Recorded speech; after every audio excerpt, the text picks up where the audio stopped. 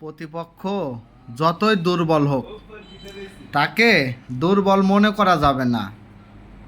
পচা হামুকেও পাও কাটে।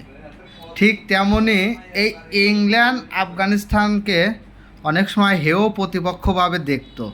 ঠিক তেমনি এই গেল ওয়ার্ল্ড কাপে যেমন ভরে দিচ্ছে আফগানিস্তান ইংল্যান্ডকে, ঠিক তেমনি এবারও এই আফগানিস্তান এই ইংল্যান্ডকে ভরে দিছে। এই দেওয়ার জন্য শেষ পর্যন্ত বিদায় নিছে।